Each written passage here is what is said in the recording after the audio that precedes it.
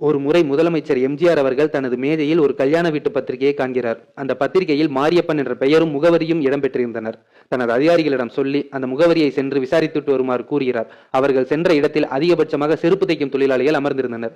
அங்கு சென்று யார் மாரியப்பன் என்று கேட்க, நீங்கள் தான் முதலமைச்சர் வீட்டிற்கு பத்திரிகை அனுப்பியதா என்று கேட்க, அவர் பதிலுக்கு, எனது கல்யாண வீட்டிற்கு முதலமைச்சர் வருவாரா என்று எனக்கு தெரியாது, ஆனால் அவர் வீட்டில் எனது வீட்டு கல்யாண பத்திரிகை உள்ளது என்ற சந்தோஷத்தில் எனது வீட்டு கல்யாணம் நன்றாக நடைபெறும் என்ற சந்தோஷத்தில் நான் உள்ளேன் என்று கூறி அந்த இடத்தில் இருந்து சென்று விட்டார். இதனை அறிந்த எம்ஜிஆர் அனைத்து அதிகாரிகளிடமும் நாளை ஒரு மிகச்சிறந்த செல்வந்தர் வீட்டு கல்யாணத்திற்கு செல்ல போகிறோம் என்று கூறி தனது படைபலத்துடன் மறுநாள் அந்த கல்யாணத்திற்கு சென்றுள்ளார்.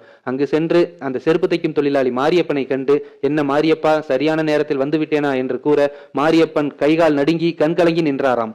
அதன் பிறகு அங்கிருந்த அதிகாரிகளிடம், நான் ஒரு செல்வந்தர் வீட்டிற்கு சென்றாலும் செல்லவில்லை என்றாலும் அந்த வீட்டு கல்யாணம் நன்றாக நடைபெறும், ஆனால் இவர்தான் உண்மையான தொண்டன் எனது கட்சியில், இந்த இடத்தில் தான் நான் இருக்க வேண்டும் என்று கூறி அனைவரிடமும் நெகிழ்ச்சியை ஏற்படுத்தியுள்ளார் எம்ஜிஆர்.